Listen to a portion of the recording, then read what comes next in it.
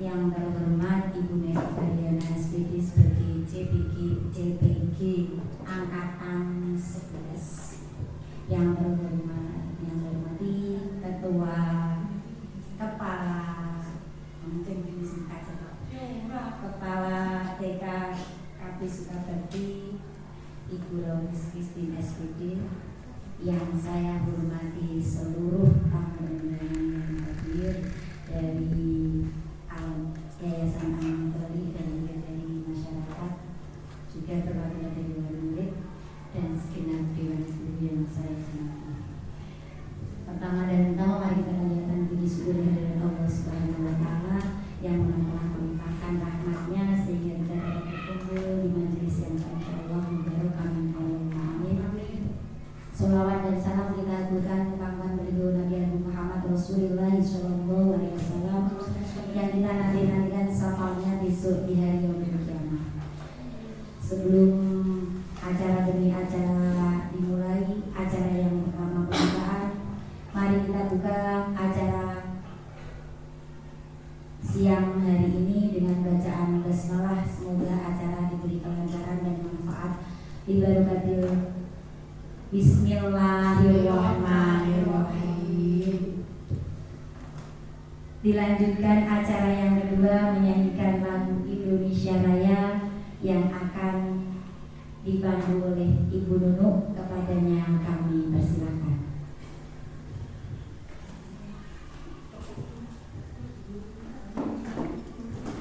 Hadirin dimohon berdiri.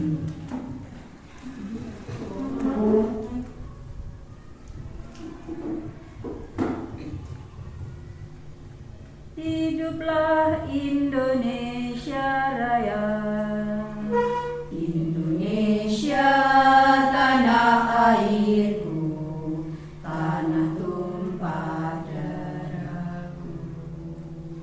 Di sanalah aku berdiri, jadi pandu ibuku.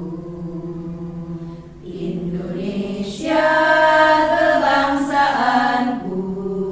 bangsa dan tanah airku, marilah kita berseru, Indonesia bersatu. Hiduplah tanahku, hiduplah negeriku, bangsaku, rakyatku semuanya. Bangunlah jiwanya, bangunlah badannya untuk Indonesia Raya. Indonesia Raya, merdeka, merdeka, tanahku, negeriku yang ku cinta. Indonesia Raya, merdeka, merdeka, hiduplah Indonesia Raya.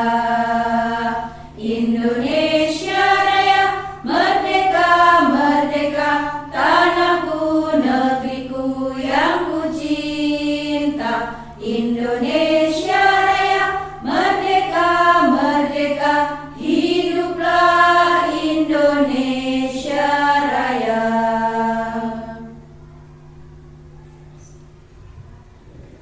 Hadirin dipersilakan duduk kembali.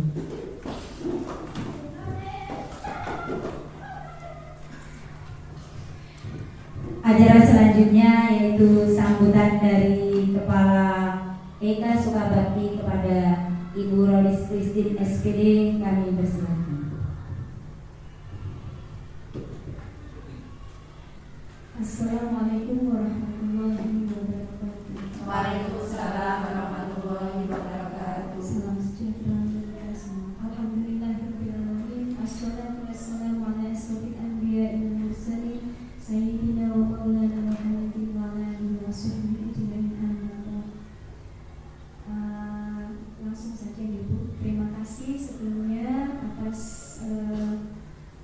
rawuhipun kedatangannya tamu-tamu undangan di TK Sukabakti, dari teman kita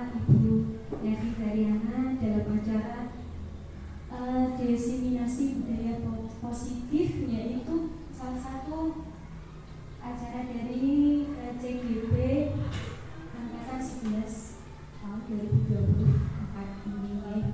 Namanya teman kita Ibu Fevi Feryana SPD sudah yang kedua nih ini acaranya ya. Karena kemarin sudah yang pertama, ini sudah memasuki acara yang kedua. Semoga acaranya lancar. Mohon maaf atas ketidaknyamanannya dari segi apapun, dan sekali lagi terima kasih atas kehadirannya di dalam undangan Ibu Fevi Feryana di acara CGP Diseminasi Budaya Positif. Sekian dari saya, terima kasih. Wassalamualaikum warahmatullahi wabarakatuh. Waalaikumsalam warahmatullahi wabarakatuh. Dilanjutkan acara selanjutnya, yaitu penyampaian diseminasi budaya positif oleh CPG kita Ibu Fevi Feryana SPD. Kami persilahkan.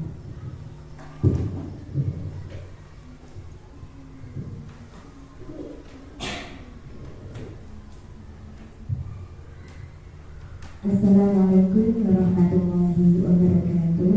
Waalaikumsalam warahmatullahi wabarakatuh. Sebelumnya saya ucapkan terima kasih atas waktu yang diberikan kepada saya. Selamat siang dan salam sejahtera untuk kita semua. Alhamdulillah, pada siang hari ini dalam rangka diseminasi budaya positif untuk pemenuhan tugas saya sebagai CGP Angkatan 11 BPGB Jawa Tengah, saya telah menyelesaikan modul 1.1, 1.2, 1.3 dan ini 1.4. Dan di dalam modul 1.4 ini saya diberi tugas untuk menyelesaikan yaitu tugas diseminasi budaya positif. Alhamdulillah, wa syukurillah, kita panjatkan kehadirat Allah Subhanahu wa Ta'ala yang telah melimpahkan rahmat dan hidayahnya kepada kita semua, sehingga pada kesempatan siang ini kita semua dapat berkumpul dengan keadaan sehat walafiat dalam rangka undangan saya, yaitu untuk memenuhi tugas diseminasi budaya positif. Shalawat beserta salam marilah kita haturkan kemampuan kita beliau Nabi Muhammad SAW, dan kita nantikan syafaatnya besok di yaumil qiyamah. Sebelumnya saya ucapkan terima kasih kepada Bapak Ibu guru yang hadir di sini, yang terhormat Kepala TK Sukabakti Ibu Rolis Christine SPD, yang kami hormati Ibu Guru TK dan KB Al-Matolib, yang kami hormati rekan-rekan yang hadir pada siang hari ini yang kami banggakan, dan segenap Dewan Guru KB dan TK Sukabakti.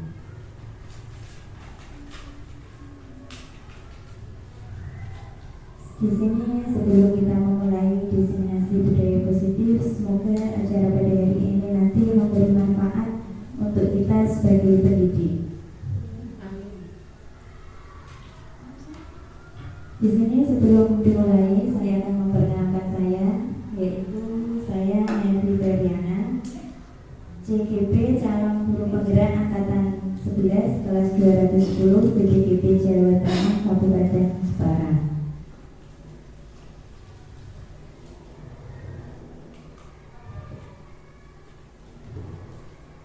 Di sini saya didampingi fasilitator Bu Ana Syukriyatin dan praktik pengajar Bu Marmuah SPD.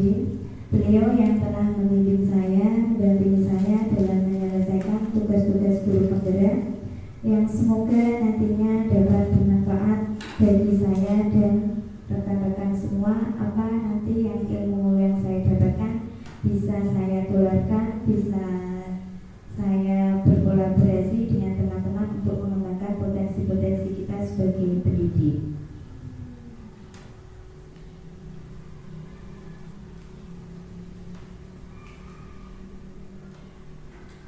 Di sini saya akan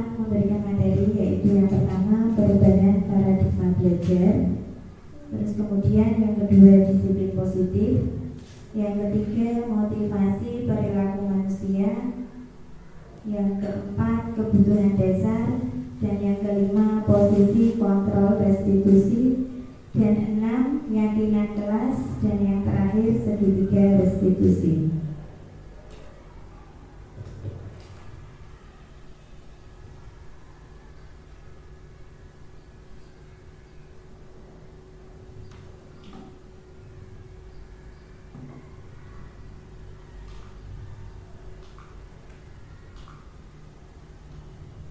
Nah, yang pertama yaitu perubahan paradigma belajar. Nah, sebelum kita mempelajari dengan perubahan paradigma belajar, kita akan berilustrasi, yaitu kita berilustrasi ibarat ada A dan B atau Anda dan teman Anda. Misalnya kita sobeklah secari kertas kecil, tuliskan benda atau sesuatu yang sangat berharga untuk Anda, letakkan di salah satu tangan Anda dan genggam benda tersebut dengan segala daya atau dengan sangat kuat. Buatlah sebuah kepalan. Teman Anda atau B akan mencoba dengan sekuat tenaga dengan berbagai cara untuk meminta agar Anda memberikan benda tersebut. Mungkin B bisa menggunakan cara dengan membujuk, mengancam, menghardik, merayu, menyuap, apa saja akan dapat membuat kepalan tangan Anda terbuka atau apa yang terjadi. Paradigma teori kontrol. Ilusi guru mengontrol murid. Diibaratkan tadi A dan B, yaitu dengan genggaman menggenggam kertas yang digenggam tadi, itu ilusi guru mengontrol murid. Apakah kita nanti dengan menggunakan cara yang bagaimana agar murid itu mau membuka kepala tangannya tadi. Dilanjut, ilusi bahwa semua penguatan positif, efektif, dan bermanfaat. Kemudian, ilusi bahwa kritik dan membuat orang merasa bersalah dapat menguatkan karakter. Selanjutnya, ilusi bahwa orang dewasa memiliki hak untuk memaksa. Seorang guru selalu berilusi bahwa kita mempunyai hak untuk mengatur murid kita sesuai dengan keinginan kita, memaksa kehendak kita. Jika kita ingin murid kita menjadi lebih berkembang, mungkin kita akan memaksa dengan cara-cara kita yang menurut kita adalah sudah benar. Nah, di sini perubahan paradigma stimulus respon ke teori kontrol. Stimulus respon, misal kita mencoba mengubah orang agar berpandangan sama dengan kita. Kemudian perilaku buruk dilihat sebagai suatu kesalahan. Orang lain bisa mengontrol saya bisa mengontrol orang lain. Pemaksaan ada pada saat bujukan gagal. Nah, model ini berpikir menang atau kalah. Untuk teori kontrol atau pilihan, kita berusaha memahami pandangan orang lain tentang dunia. Kemudian semua perilaku memiliki tujuan. Dan hanya Anda yang bisa mengontrol diri Anda. Anda tidak bisa mengontrol orang lain. Kolaborasi dan konsensus menciptakan pilihan-pilihan baru. Model berpikir ini model menang-menang atau menang-menangan. Kemudian materi yang kedua yaitu disiplin positif. Sebelum kita mempelajari apa dari makna disiplin, kita bertanya kepada diri kita sendiri, bagaimana kita berperilaku, mengapa kita melakukan segala sesuatu, apakah kita melakukan sesuatu karena ada dorongan dari lingkungan atau ada dorongan dari yang lain. Nah, makna disiplin dalam budaya kita, disiplin dimaknai menjadi sesuatu yang dilakukan seseorang pada orang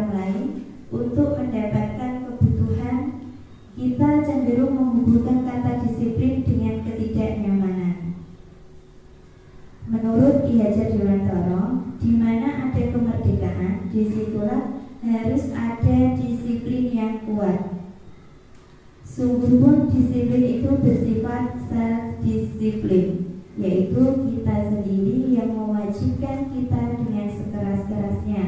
Tetapi itu sama saja, sebab jikalau kita tidak cakap melakukan self-disiplin, wajiblah penguasa lain mendisiplin diri kita. Dan peraturan demikian itulah harus ada di dalam suasana yang berbeda. Dari makna kata disiplin, sering kita memaknai bahwa disiplin itu suatu peraturan yang harus kita patuhi. Dan di situ kita akan merasa tidak nyaman karena kita harus dituntut untuk memenuhi peraturan-peraturan tersebut agar kita disiplin. Tetapi berbeda dengan pemikiran Ki Haji Adiwantoro bahwa disiplin itu diciptakan dari kita sendiri, dari diri sendiri, bukan dari dorongan orang lain. Jika kita disiplin karena dorongan dari luar, dorongan dari orang lain, maka kita akan merasa tidak nyaman. Dan perilaku tersebut tidak akan terus-menerus atau kontinu, tetapi hanya sesaat.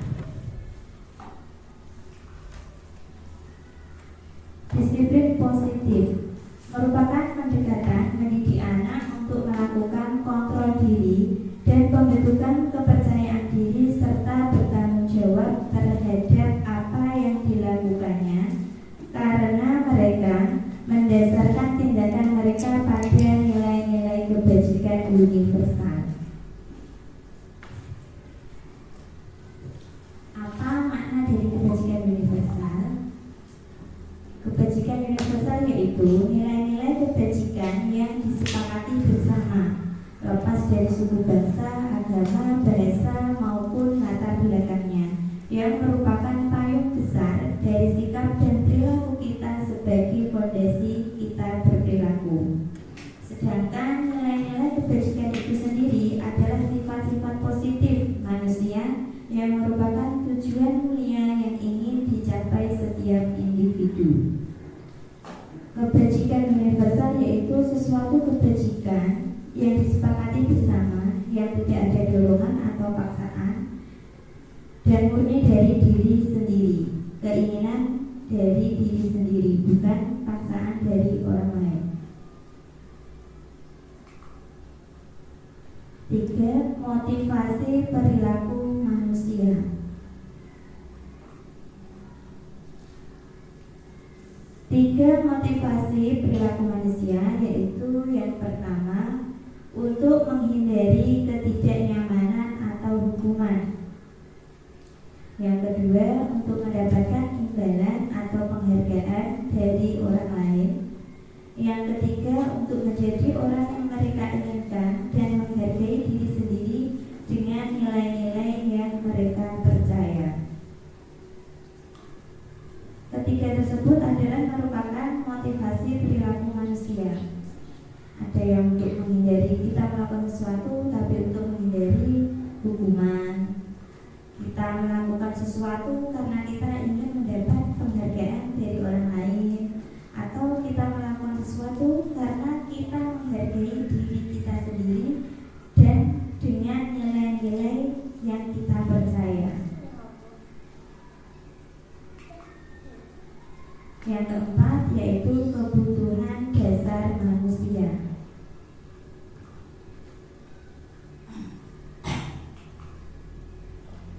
Kebutuhan dasar manusia ada 5, yaitu kebebasan, bertahan hidup seperti sandang, pangan, tempat. Yang ketiga, kasih sayang dan ingin diterima. Yang keempat, kesenangan. Dan yang kelima, penguasaan. Itulah beberapa 5 kebutuhan dari dasar manusia. Selanjutnya, posisi kontrol restitusi, yaitu yang pertama penghukum, yang kedua pembuat rasa bersalah, yang ketiga sebagai teman, yang keempat sebagai pemantau, dan yang kelima sebagai manajer. 5 posisi kontrol pendidik. Yang pertama yaitu penghukum, Penghukum biasanya seorang penghukum itu menggunakan hukuman fisik ataupun verbal, bisa dengan kata-kata kasar atau menyakiti fisik. Itu biasanya penghukum.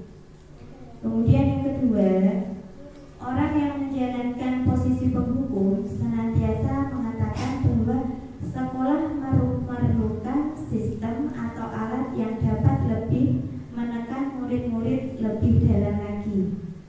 Penghukum ini biasanya menekankan atau memaksakan apa yang kita pikir itu benar. Nah, jika ada yang melakukan pelanggaran, maka kita hukum, kita beri sanksi. Nah, biasanya penghukum, pendidik penghukum itu seperti itu. Kemudian guru-guru yang atau pendidik yang menerapkan posisi penghukum biasanya akan berkata, patuhi aturan saya, kata dengan menggunakan kata yang keras, ya. Kamu selalu saja salah. Nah, itu contohnya seperti itu kalau pendidik sebagai penghukum. Selalu, pasti selalu yang terakhir selesai. Misalnya saat anak-anak menyelesaikan kegiatan atau anak-anak melakukan kesalahan. Nah, dengan nada yang keras, guru mengatakan seperti itu pada muridnya, itu suatu posisi kontrol pendidik sebagai penghukum. Guru seperti ini senantiasa percaya hanya ada satu cara agar pembelajaran bisa berhasil, yaitu dengan cara dia. Pendidik yang seperti itu berpikir dengan menghukum, dengan memberi sanksi, selalu berpikir dia akan berhasil cara mendidik murid-muridnya dengan cara dia seperti itu. Kemudian tema posisi kontrol pendidik yang kedua yaitu membuat rasa bersalah. Pada posisi ini biasanya guru akan bersuara lebih lembut. Membuat rasa bersalah akan menggunakan keheningan yang membuat orang lain merasa tidak nyaman, merasa bersalah atau merasa rendah diri. Kata-kata yang keluar dengan lembut, misalnya jika anak melakukan kesalahan, ibu sangat kecewa sekali dengan kamu. Nah, dengan kata-kata seperti itu, murid mungkin akan merasa bersalah atau merasa rendah diri. Nah, itu salah satu contoh pendidik membuat rasa bersalah. Kemudian biasa berkata, berapa kali Bapak harus memberitahu kamu ya? Nah, dengan nada lembut, dengan nada rendah. Dengan seperti itu, murid akan merasa bersalah, merasa tidak nyaman, meskipun dengan suara yang lembut dan dengan nada yang rendah. Terus biasanya juga dia akan menggunakan dengan kata, gimana coba kalau orang tua kamu tahu kamu berbuat begini. Nah, itu salah satu juga contoh kata-kata pendidik pembuat rasa bersalah. Di posisi ini murid akan memiliki penilaian diri yang buruk tentang diri mereka sendiri. Murid tidak berharga dan telah mengecewakan orang-orang yang disayanginya. Jika pendidik berada di posisi kontrol membuat rasa bersalah, mengingatkan murid dengan nada lembut, dengan nada yang rendah. Nah, di sini tuh murid akan merasa, aduh, saya sudah mengecewakan guru saya tidak bisa atau apa. Nah, murid itu merasa rendah dan mengecewakan orang-orang yang disayanginya.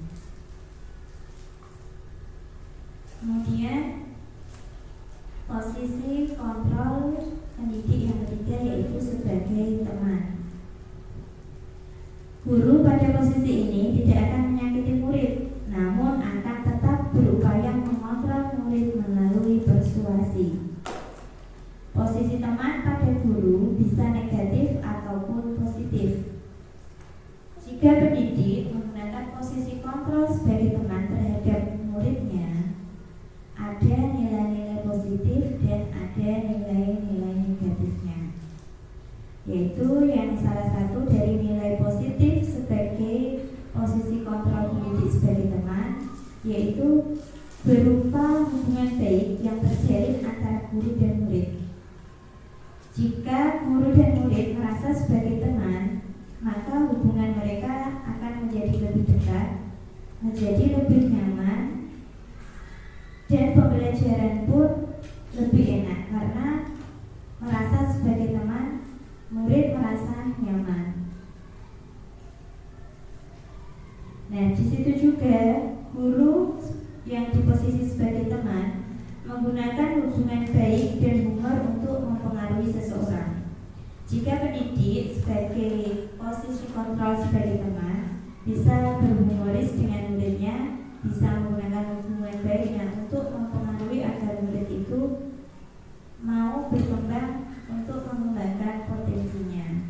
Akan tetapi hal negatifnya dari posisi teman adalah bila suatu saat guru tersebut tidak membantu, maka murid akan merasa kecewa. Jika pendidik menggunakan posisi kontrol sebagai teman yang biasanya selalu didampingi, dibantu. Nah, kalau jika suatu saat pendidik itu tidak membantu muridnya, maka murid itu akan merasa kecewa. Wah, bu guru jahat sekarang, bu guru gak sayang aku. Dari sisi negatif, nilai negatif posisi kontrol pendidik sebagai teman yaitu salah satunya seperti itu, contohnya seperti tersebut. Dan murid akan tergantung pada guru tersebut karena dia selalu memperhatikan, merasa dibantu, maka dia akan selalu merasa tergantung dengan gurunya. Kemudian yang keempat yaitu 5 posisi kontrol pendidik sebagai pemantau. Yang artinya memantau berarti mengawasi. Pada saat kita mengawasi, kita bertanggung jawab atas perilaku orang-orang yang kita awasi. Kita mengawasi murid, maka kita harus bertanggung jawab atas sikap-sikap murid kita. Nah, posisi pemantau berdasarkan pada peraturan-peraturan dan konsekuensi. Ada peraturannya dan ada konsekuensinya. Dengan menggunakan sanksi atau konsekuensi, kita dapat memisahkan hubungan pribadi kita dengan murid. Seorang yang menjalankan posisi pemantau, pertanyaannya yang diajukan seorang pemantau misalnya, peraturannya apa? Apa yang telah kamu lakukan? Dan tentunya kamu tahu kan? Atau sanksi konsekuensinya apa? Nah, pada posisi kontrol pemantau ini, guru akan memantau sikap-sikap muridnya. Jika muridnya melakukan kesalahan atau pelanggaran, dia akan memantau biasanya dengan pertanyaan-pertanyaan tersebut. Kamu tahu peraturannya apa? Kenapa kamu melakukan? Kenapa kamu melanggar? Dan tentunya kamu tahu jika kamu melanggar pasti ada konsekuensinya. Nah, salah satunya seperti itu contohnya. Seorang pemantau sangat mengandalkan perhitungan, catatan, data yang dapat digunakan sebagai bukti atas perilaku seseorang.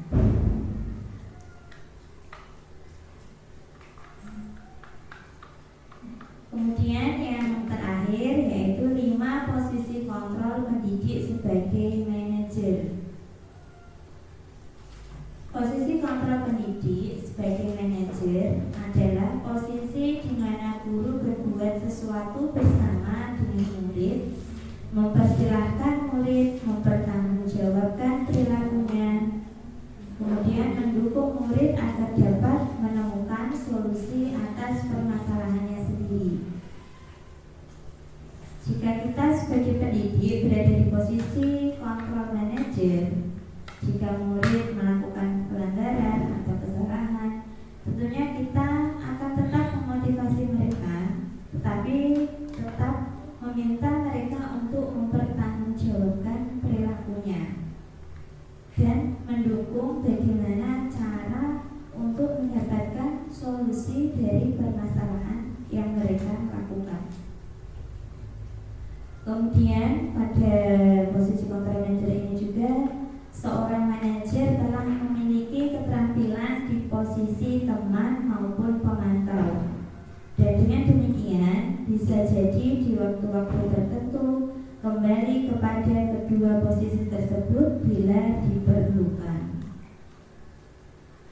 murid diajak untuk menganalisis kebutuhan dirinya maupun kebutuhan orang lain.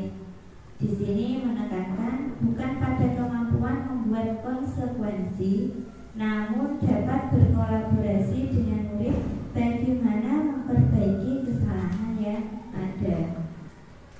Pada posisi manajer ini, pendidik selalu berkolaborasi dengan murid.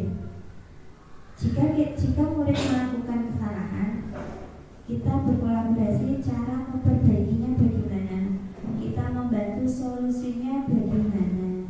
Nah, itu salah satu posisi kontrol sebagai pendidik manajer.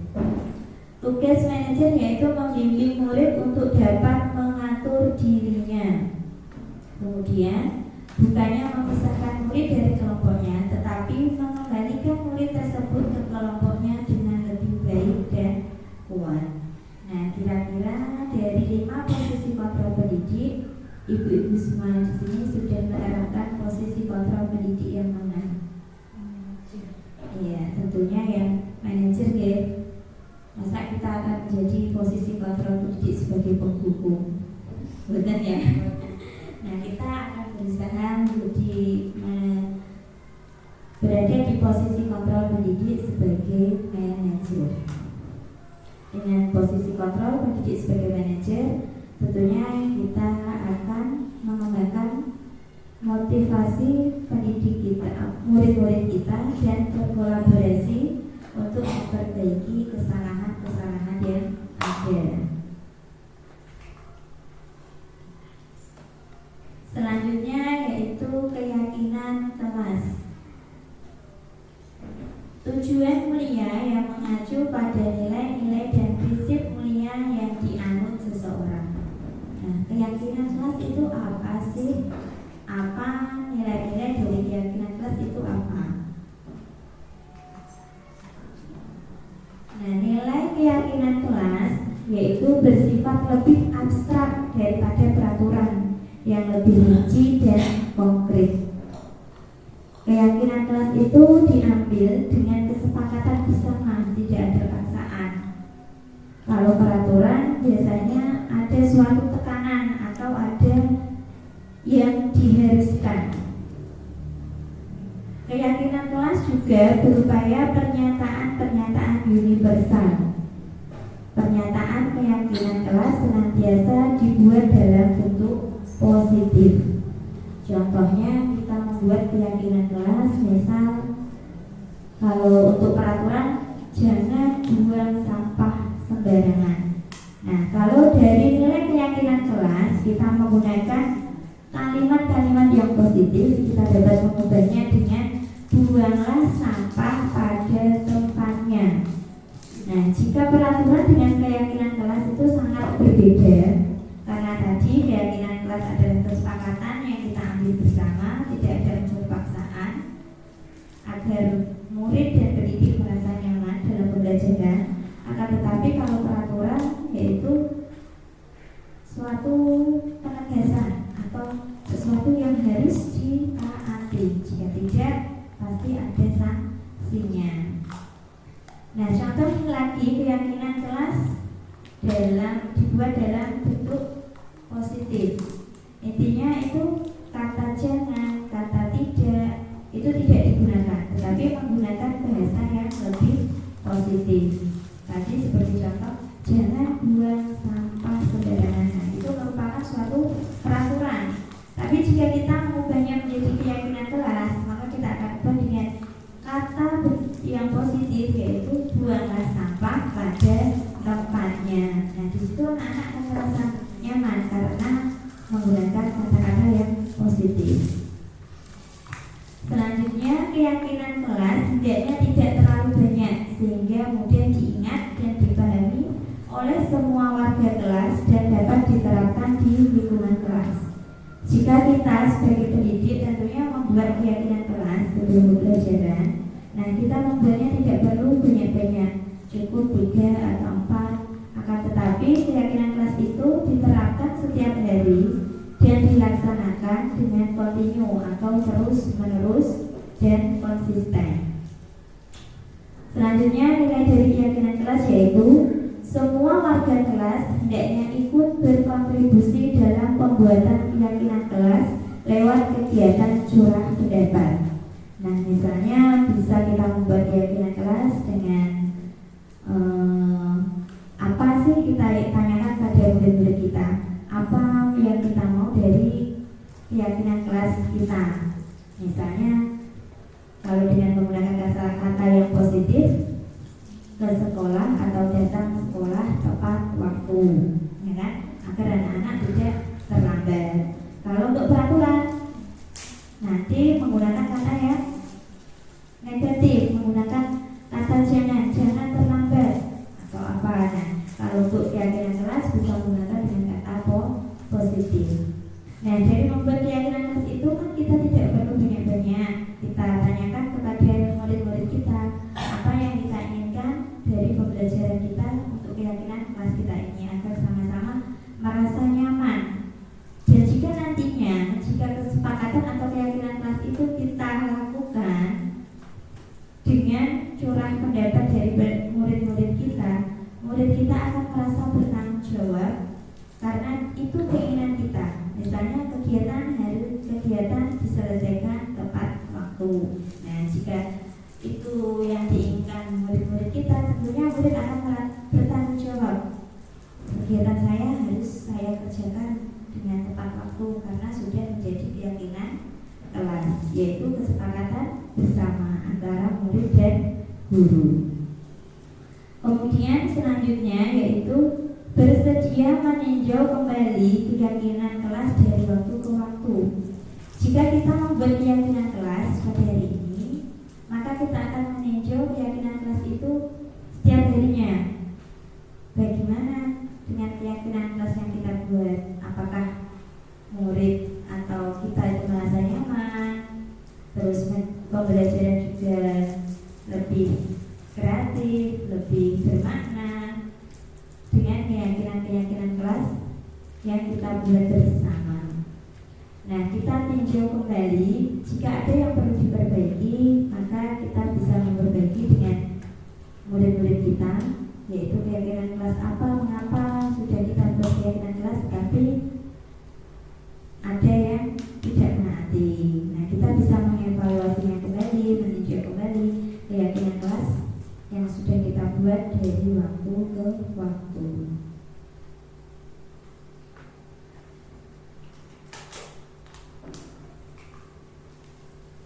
Selanjutnya yaitu segitiga restitusi. Setelah tadi kita membuat keyakinan kelas, maka di sini yaitu segitiga restitusi, yaitu yang pertama menstabilkan identitas, kemudian yang kedua validasi tindakan yang salah, dan yang ketiga menanyakan keyakinan.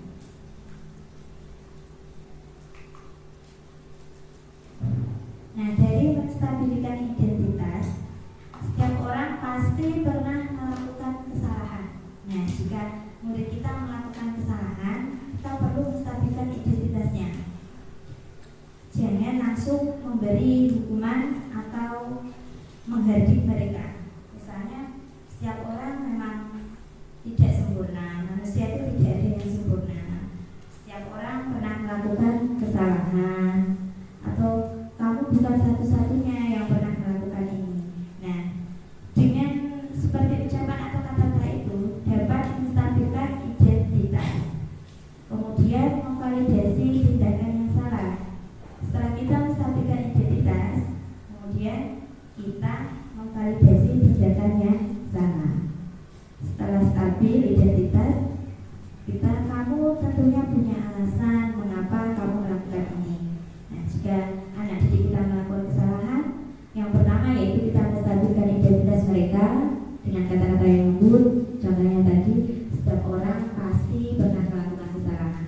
Kemudian kita memvalidasi tindakan salah, yaitu kamu tentunya punya alasan mengapa kamu melakukan ini. Kemudian adakah cara yang lebih efektif untuk mendapatkan apa yang kamu butuhkan? Setelah memvalidasi tindakan salah, kemudian kita menanyakan keyakinan.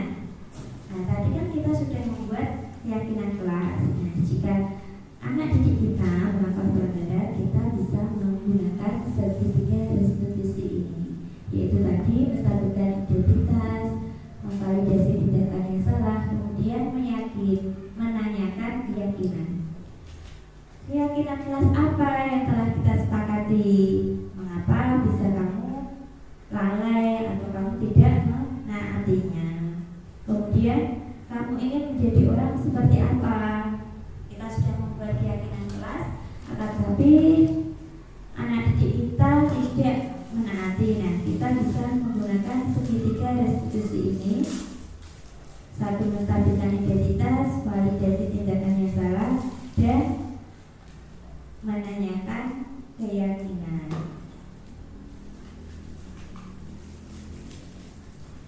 Kemudian setelah kita membuat keyakinan kelas, menggunakan berada sebagai pendidik menggunakan 5 posisi kontrol tadi, terus menggunakan segitiga restitusi.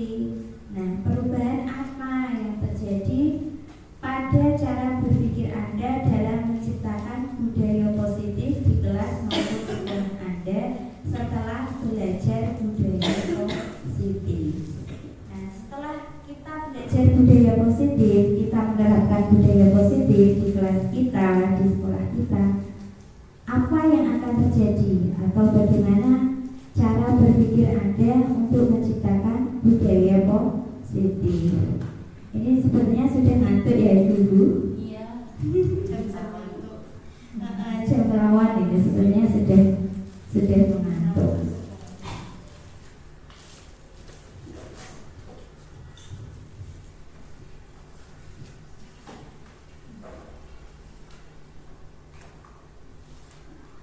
Nah, selanjutnya tadi kan kita belajar budaya positif. Perubahan apa yang terjadi pada cara berpikir Anda dalam menciptakan budaya positif di kelas maupun sekolah Anda setelah belajar budaya positif? Nah, sekolah itu merupakan rumah kedua bagi murid, yaitu yang pertama adalah lingkungan keluarga. Terus yang kedua yaitu sekolah. Sekolah merupakan rumah kedua bagi murid.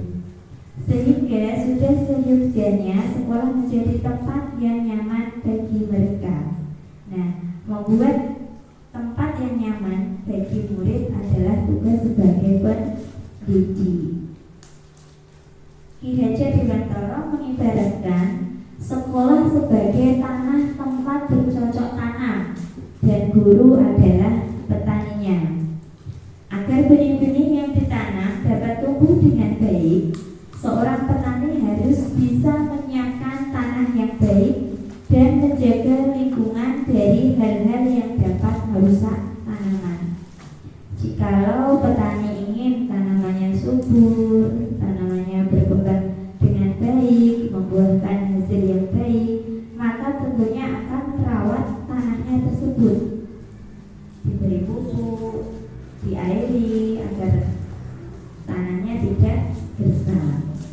Nah, pendidik itu, sekolah itu diibaratkan seperti itu, yaitu tanah untuk bercocok tanam seorang petani. Dalam hal ini, seorang guru harus mengusahakan sekolah menjadi lingkungan yang menyenangkan, menjaga dan melindungi murid dari hal-hal yang tidak baik, sehingga tercipta iklim pembelajaran yang positif di lingkungan sekolah. Kenapa seorang pendidik diibaratkan sebagai petani? Ada yang tahu, Bapak Ibu semua? Nah, menurut Ki Hajar Dewantara, pendidik itu kenapa diibaratkan sebagai petani? Karena murid itu sebagai tanaman dan sekolah sebagai tanah untuk menanam. Nah, petani jika ingin tanamannya berkembang baik atau menghasilkan buah yang unggul, tentunya akan merawat tanah tersebut. Nah, kemudian kenapa pendidik diibaratkan petani? Karena murid diibaratkan tanaman yang mempunyai potensi yang beragam.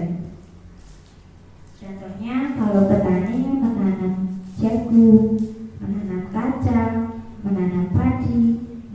itu diibaratkan seperti itu, seperti jagung, padi, atau kacang.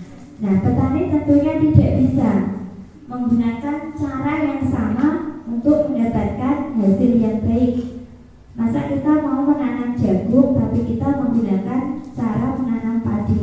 Tentunya tidak. Tidak sesuai. Nantinya ya jagungnya orang tumbuh, ya kan, karena kita menggunakan cara menanam padi. Nah, murid itu beragam, yaitu seperti jagung, kacang, dan padi. Maka sebagai pendidik itu hanya menuntut sesuai kodrat alamnya atau sesuai kodrat zamannya. Karena potensi pada murid itu berbeda-beda. Tidak mungkin jagung kita ubah menjadi padi. Nah, sama dengan anak-anak. Anak-anak mempunyai potensi yang berbeda. Misalnya dari anak A mempunyai nilai potensi dari kognitif. Kita tidak bisa mengubahnya untuk menjadi, misalnya ingin diubah menjadi pemain sepak bola, padahal dia potensinya pelukis. Nah, guru itu untuk menuntut bakat-bakat anak didik kita. Kalau kita tahu bakat anak didik kita, kalau anak didik kita misalnya mempunyai bakat melukis, nah kita tuntun agar lebih berkembang dia sebagai pelukis, atau sebagai sepak bola tentunya ya kita tuntun dengan potensi yang mereka punya.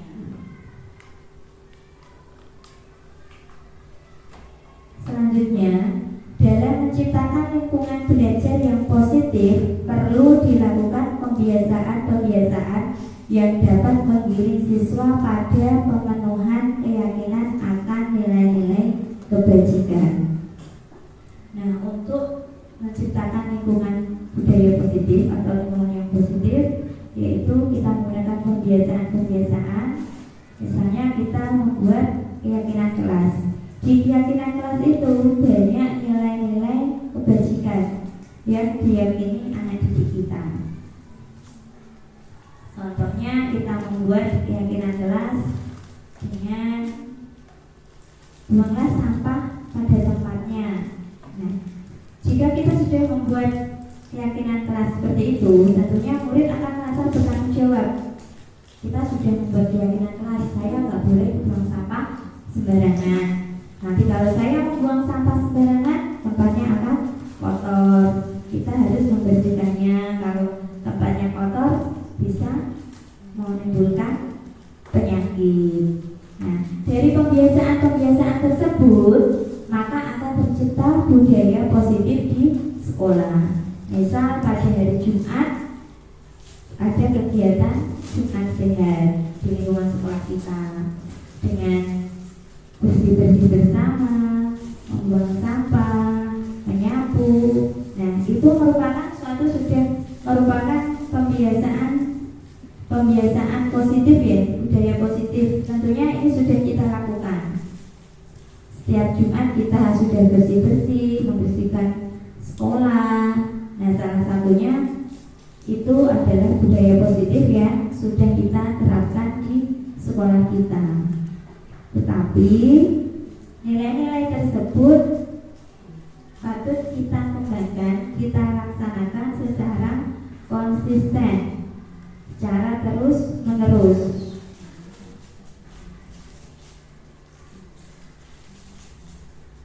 Dari nilai-nilai kebajikan yang ada yang saat ingin dicapai dalam kurikulum adalah karakter profil pelajar Pancasila.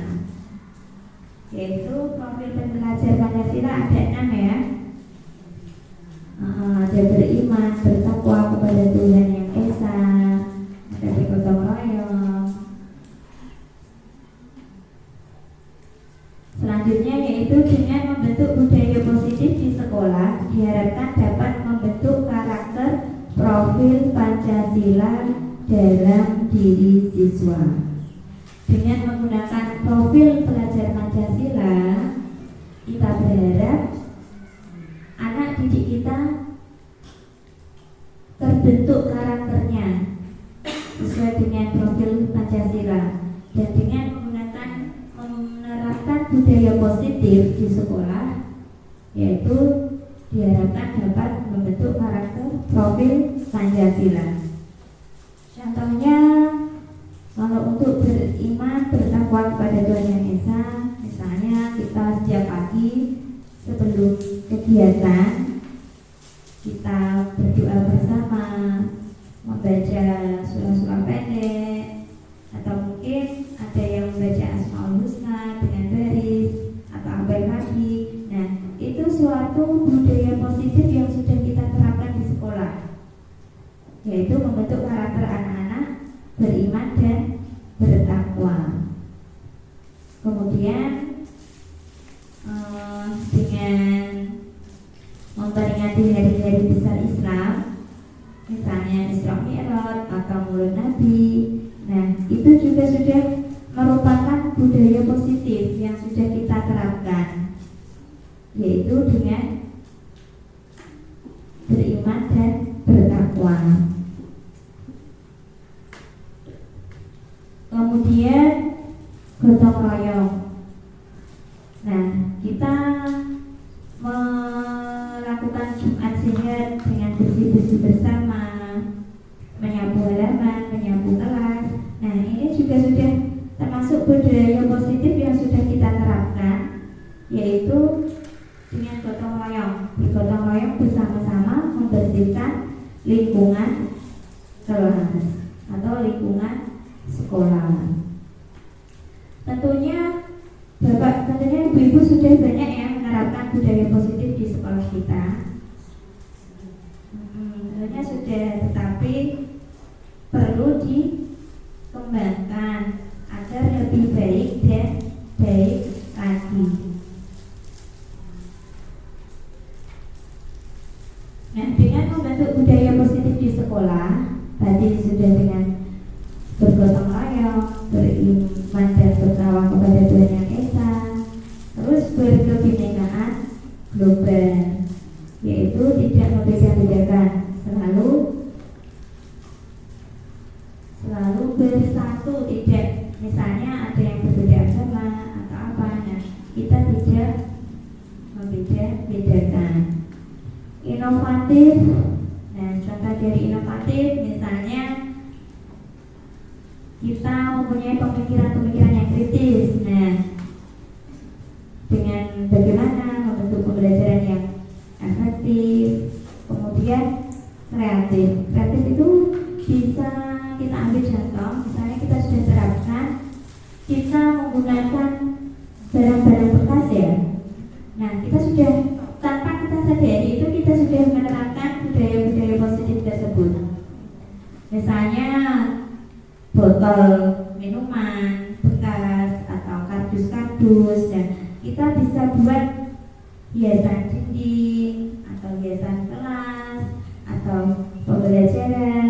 Nah, di situ anak-anak akan kreatif dengan menggunakan barang-barang bekas yang seharusnya sudah tidak bisa dipakai, mungkin dibuang atau dibakar, tetapi kita bisa gunakan akan lebih bermanfaat.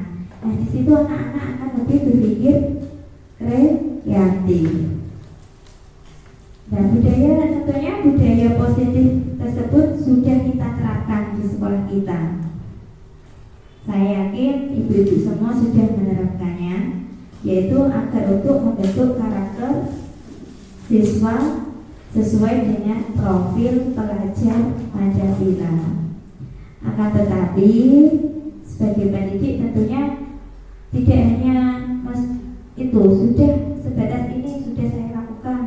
Nah, tidak, kita tidak akan merasa puas. Kita akan selalu merasa belajar, oh ini perlu kita tingkatkan lagi, ini kita perlu perbaiki agar kita bisa menjadi lebih baik dan baik.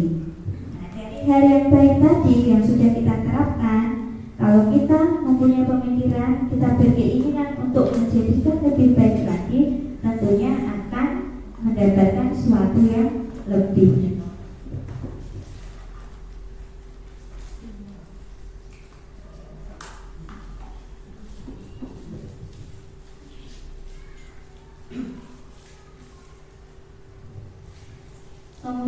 Kemudian yaitu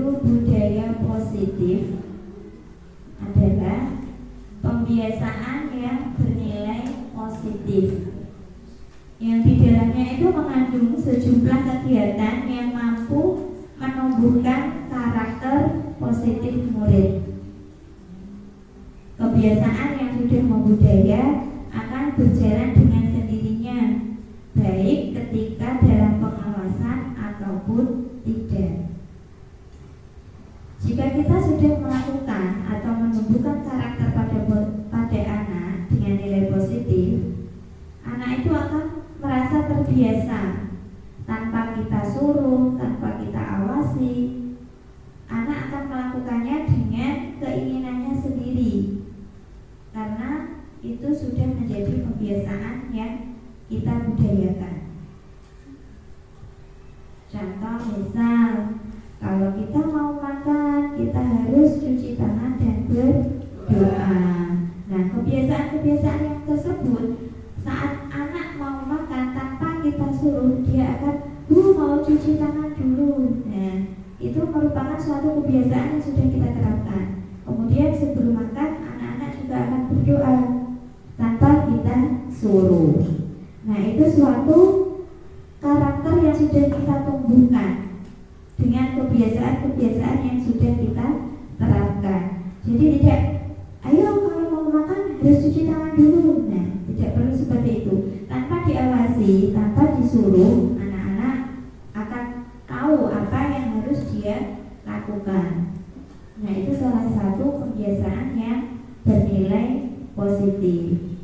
Kemudian lagi, kalau kita masuk rumah, kita harus mengucapkan salam. Atau kita bermain ke rumahnya teman, ke rumahnya nenek, atau bertemu dengan ibu guru. Nah, kita mengucapkan salam. Kebiasaan tersebut itu tidak perlu kita ayo beri salam atau bagian itu tidak perlu. Kalau kita sudah menumbuhkan karakter tersebut atau sudah melakukan kebiasaan tersebut. Setiap kita masuk kelas, anak-anak itu akan mengucapkan salam. Assalamualaikum guru. Nah, waktu ketemu bu gurunya di jalan. Nah, itu suatu sudah kebiasaan yang positif ya, nilai-nilai positif yang sudah kita terapkan. Tadi berdoa atau bercuci tangan sebelum makan, kemudian salam. Nah, kalau untuk anak tingkat PAUD ya tentunya kebiasaan-kebiasaan yang membentuk karakter. Misalnya tadi kalau kita dikasih sesuatu, kita harus mengucapkan terima kasih. Nah, jika dikasih jajan, misalnya dikasih jajan temannya, anak itu akan bilang terima kasih. Nah, seperti itu sudah merupakan kita menumbuhkan karakter positif dengan kebiasaan-kebiasaan. Terus ada lagi minta maaf, misalnya kalau berebut mainan atau melakukan kesalahan.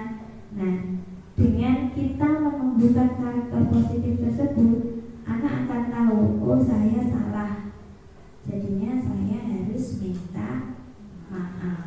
Nah, tanpa paksaan, ayo kamu harus minta maaf karena kamu sudah ini. Nah, kita tidak perlu seperti itu, karena kita sudah menumbuhkan karakter yang ada pada murid kita, karakter positif, yaitu sesuai profil pelajar Pancasila dengan kebiasaan-kebiasaan yang membudaya. Nah, tentunya dengan budaya positif dan kebiasaan-kebiasaan yang membudaya itu perlu adanya motivasi intrinsik dalam diri setiap warga sekolah. Saat ini motivasi intrinsik tersebut belum sepenuhnya dimiliki oleh warga sekolah. Mereka cenderung taat saat ada dalam pengawasan, namun ketika tidak ada pengawasan, budaya positif tersebut belum sepenuhnya dilakukan. Kalau ada bu gurunya atau lagi saat diawasi, nah dia akan melakukannya budaya-budaya positif tersebut. Assalamualaikum bu. Nah, ada yang mengawasi, ada ibunya atau ada bu gurunya, atau dia akan saya mau cuci tangan dulu karena mau makan, karena ada bu guru, nanti kalau tidak dimarahi. Nah, tidak seperti itu ya. Tentunya harus dari motivasi intrinsik. yaitu motivasi dari dalam diri sendiri tanpa ada dorongan dari orang lain atau paksaan. Kalau kita bisa memotivasi diri sendiri, contohnya sebagai pendidik, misalnya kita harus tepat waktu. Nah, kita sampai sekolah harus jam 7 misalnya. Kalau motivasi itu dari diri sendiri, nah kita tentunya akan berusaha jam 7 saya sudah harus sampai sekolah. Karena itu motivasi dari diri sendiri, bukan dari orang lain. Kalau kita termotivasi dari orang lain, wah sudah jam 7 ini kepala sekolah saya sudah datang, nanti saya ditegur. Nah, itu merupakan bukan motivasi intrinsik dari diri kita sendiri, tapi dari orang lain. Karena ada kepala sekolah tadi atau ada teman yang lain, nanti saya ditegur karena saya sudah terlambat, makanya saya harus datang tepat waktu. Nah, motivasi tersebut atau sikap tersebut itu tidak bertahan lama. Dia akan melakukan kalau ada pengawasan. Namun kalau tidak ada pengawasan, ya dia tidak melakukan. Kalau kepala sekolah, misalnya kalau bokap saya lagi pergi hari ini izin ada rapat atau bagaimana, saya nanti datangnya siang-siang saja, nggak apa-apa terlambat. Nah, misalnya seperti itu, karena itu bukan motivasi intrinsik dari diri kita. Kalau dari diri kita, ya kita bertanggung jawab atau wah sudah jam segini saya harus berusaha tepat waktu. Itu contoh dari mendidik tentang tepat waktu atau tanggung jawab.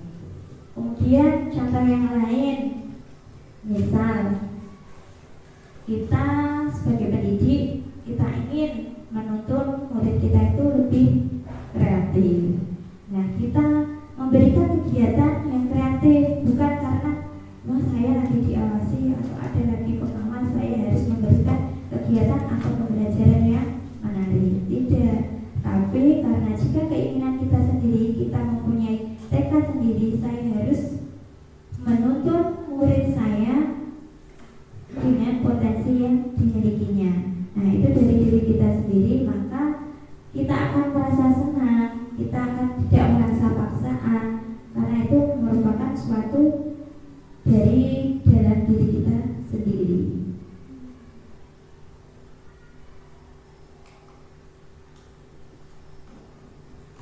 Kemudian, agar dapat menumbuhkan motivasi intrinsik dalam diri warga sekolah, dapat dilakukan dengan membentuk keyakinan kelas atau sekolah. Tadi sudah saya paparkan di depan, yaitu nilai-nilai dari keyakinan kelas. Banyak sekali nilai-nilai dari keyakinan kelas dan nilai kebajikannya.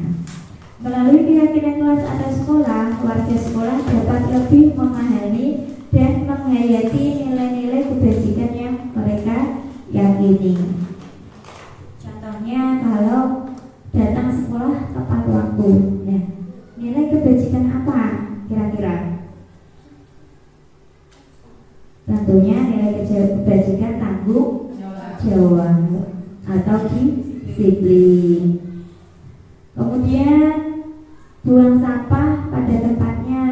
Nah, anak-anak akan tahu nilai-nilai kebajikan yang mereka yakini apa kalau kita membuang sampah tepat waktu, yaitu peduli lingkungan atau kebersihan. Kemudian lagi apa ya contoh-contohnya dari nilai-nilai kebajikan yang kita yakini? Datang tepat waktu, terus buang sampah di tempatnya, terus mendengarkan saat bu guru menerangkan. Nah, nilainya apa itu? Nilai kebajikan itu yaitu saling menghargai. Nah, tentunya kalau kita tahu dan memahami nilai-nilai kebajikan yang kita yakini, itu akan menumbuhkan motivasi intrinsik dan kita dapat melakukan dan melaksanakannya. Nah, untuk menumbuhkan motivasi intrinsik dapat juga dilakukan dengan melaksanakan segitiga restitusi. Nah, tadi segitiga restitusi yaitu menstabilkan identitas, memvalidasi tindakan yang salah, kemudian menanyakan keyakinan. Restitusi itu apa sih? Nah, restitusi adalah proses menciptakan kondisi bagi murid untuk memperbaiki kesalahan mereka sehingga mereka kembali pada kelompok mereka dengan karakter yang lebih kuat atau lebih baik. Nah, tentunya sebagai pendidik dalam mendidik anak didik kita, kita sangat perlu yaitu menggunakan atau melaksanakan segitiga restitusi. Jika anak-anak tadi ada yang sebelumnya kan kita membuat keyakinan kelas, kalau keyakinan kelas itu tidak, kalau ada yang tidak mentaati, nah kita menggunakan segitiga restitusi. Misalnya kalau ada anak yang bertengkar, nah kita menstabilkan identitas mereka dulu. Saya misalnya berebut mainan, saya tahu kamu ingin mainan yang dipegang misalnya Barbie. Nah, saya tahu, Bu Guru tahu alasannya kenapa kamu merebut mainan ini.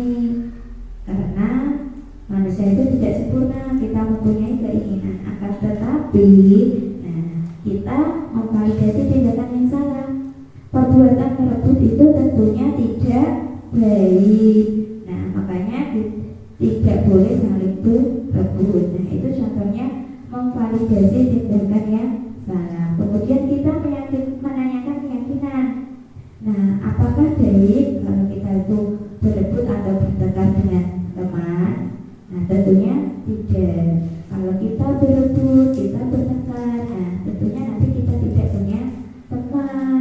Nah, seperti itu keyakinan-keyakinan yang perlu kita terapkan, yaitu segitiga restitusi untuk membentuk anak didik kita agar menjadi karakter yang lebih kuat atau lebih baik. Sebelum saya lanjutkan, apakah ada yang ingin ditanyakan? Sepertinya sudah jam awan ini ya, Bu.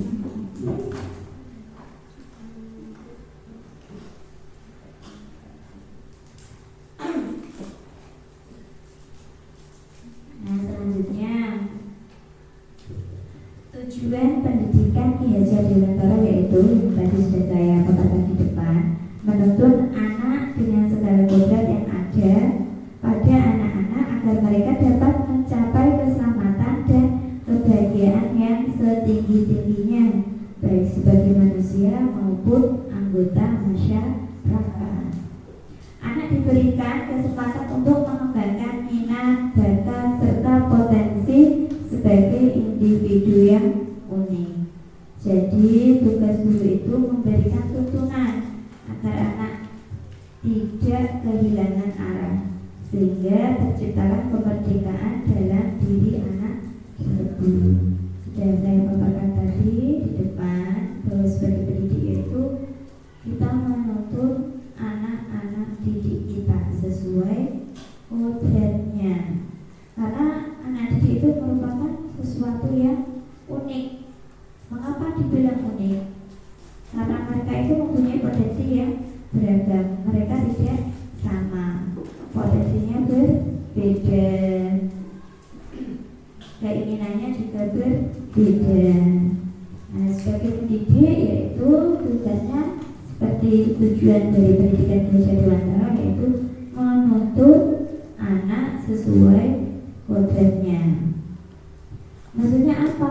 Agar mencapai keselamatan dan kebahagiaan setinggi-tingginya.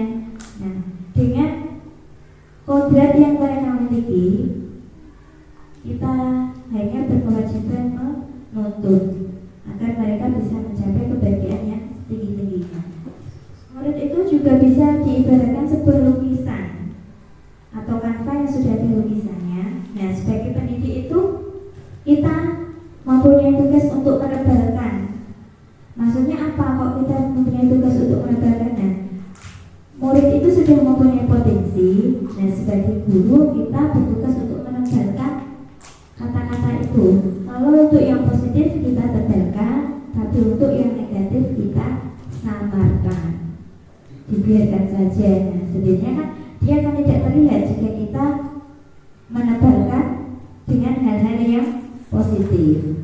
Nah, itu salah satunya pendidikan menurut Ki Hajar Dewantara dengan arti kata menuntun.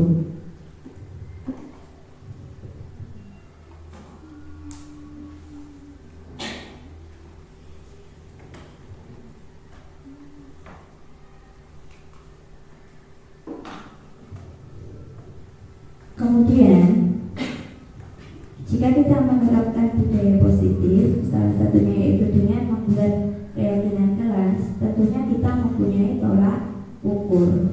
Tolak ukur apa yang telah kita buat dari keyakinan kelas tersebut? Misalnya, siswa dapat melaksanakan keyakinan kelas yang telah disepakati bersama dengan kesadaran diri dan penuh tanggung jawab. Seperti tadi di depan, yaitu buanglah sampah pada tempatnya.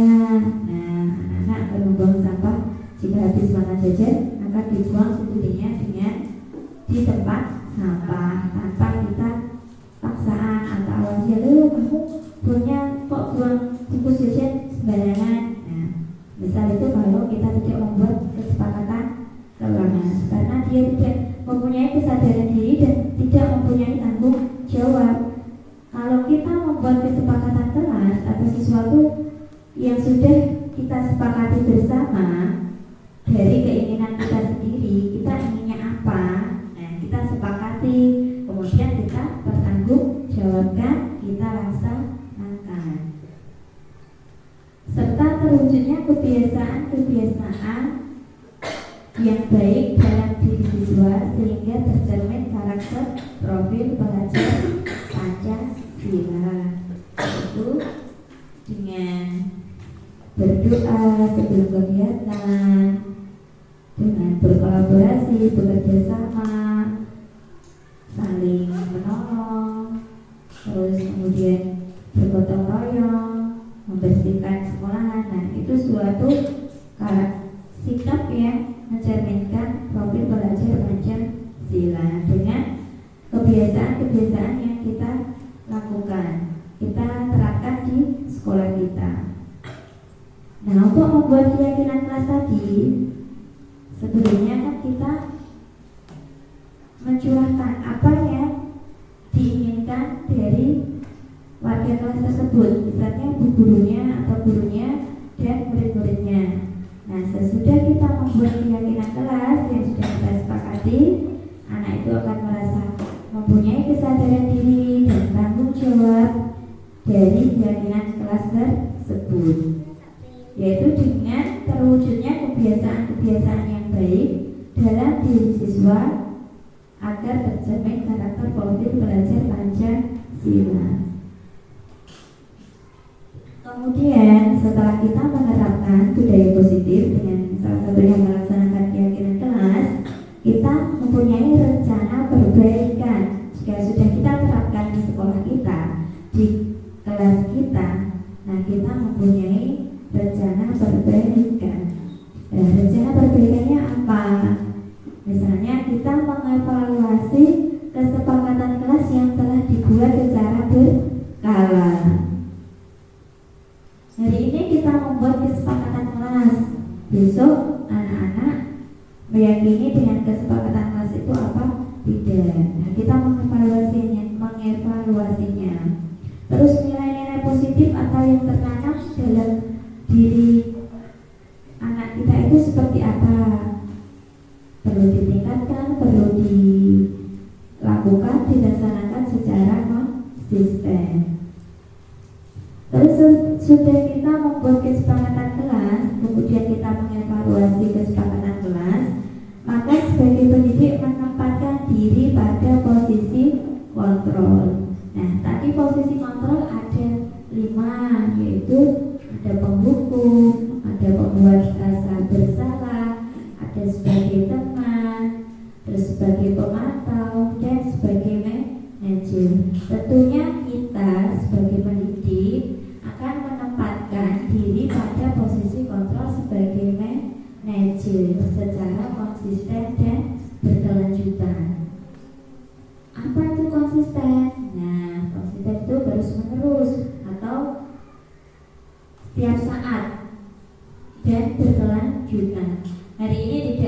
sebagai hari ini kita sebagai posisi kontrol pemantau, terus kemudian besok sebagai teman. Nah, sebaiknya kita secara konsisten menempatkan diri pada posisi kontrol sebagai manajer.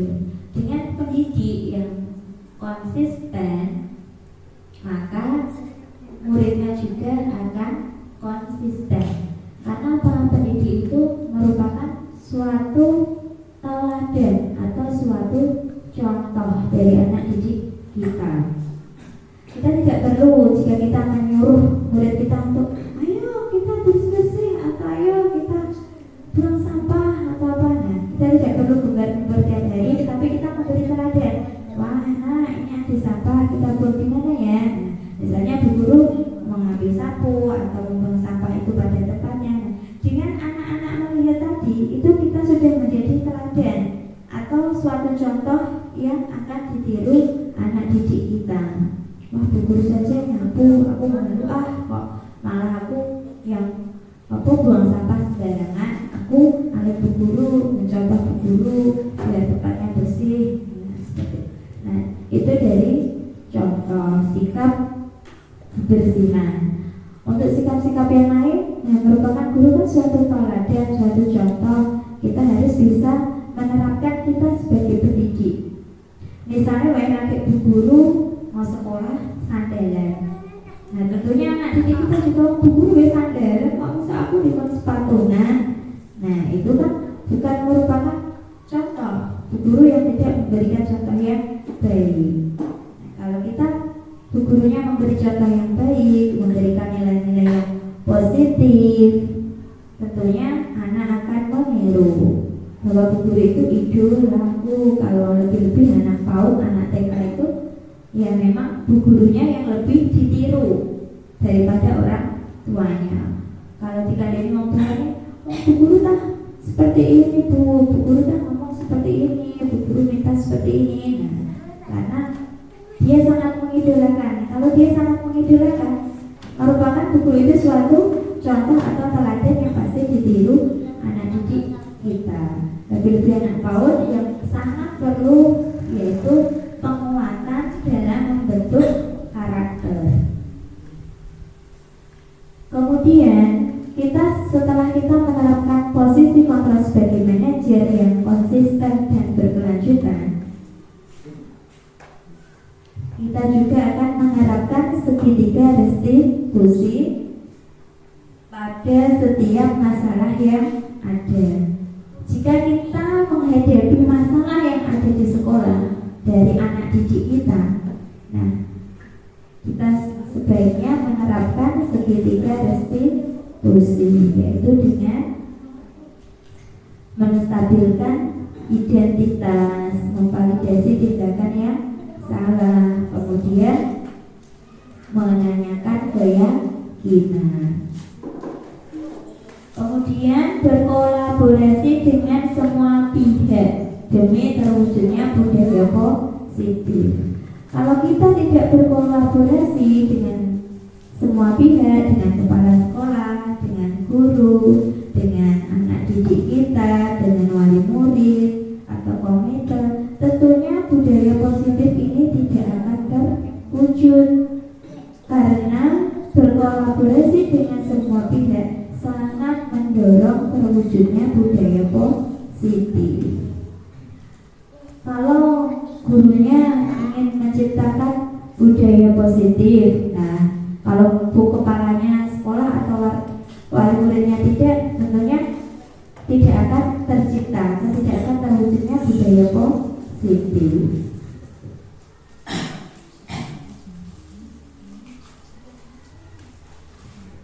Kemudian ini masa tindakan, yaitu untuk menciptakan budaya sekolah. Tentunya yang pertama yaitu menghadap kepala sekolah untuk menjelaskan pentingnya penanaman budaya positif dan keyakinan kelas di sekolah, serta meminta izin untuk mendiseminasikan bersama rekan guru. Nah, sebelum saya melakukan ini, diseminasi ini, tentunya saya menghadap kepala sekolah terlebih dahulu untuk menjelaskan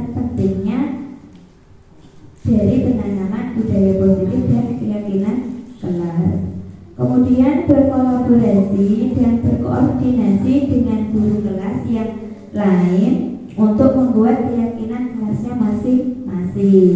Nah, kita bersama-sama berkolaborasi dengan guru kelas yang lain, dengan anak didik kita, dengan kepala sekolah untuk membuat keyakinan kelas. Selanjutnya yaitu memantau, merefleksi, dan mengevaluasi keyakinan kelas yang sudah dibuat. Jika kita sudah membuat keyakinan kelas, kita perlu memantau, merefleksikannya, dan mengevaluasinya. Seperti apa? Perlu perbaikan, perlu kita tingkatkan. Nah, itu kita perlu mengevaluasinya. Kemudian mengumpulkan rekan guru untuk melakukan diseminasi pemahaman budaya positif dan segitiga restitusi. Nah, ini contohnya hari ini yaitu kita melakukan diseminasi pemahaman budaya positif dan segitiga restitusi. Untuk yang terakhir, terima kasih. Salam dari guru penggerak yaitu bergerak, bergerak, menggerakkan. Kali ini saya ucapkan sangat-sangat banyak berterima kasih kepada teman-teman semuanya yang hadir di sini, yang sudah membantu saya dalam memenuhi tugas diseminasi ini. Nah, selanjutnya semoga dari acara pada siang hari ini mempunyai makna dan membawa nilai-nilai kebaikan bermanfaat bagi kita, yaitu kita bisa menerapkan budaya positif sebagai pendidik, kita juga bisa menerapkan pada posisi kontrol sebagai manajer. Semoga apa yang saya sampaikan ini bermanfaat untuk kita semua, bisa membawa kebaikan agar lebih baik lagi dan baik lagi untuk mengembangkan potensi dari diri kita. Dan saya minta maaf dari segi apapun apa yang saya sampaikan banyak kekurangan, saya mengucapkan mohon maaf yang sebesar-besarnya. Saya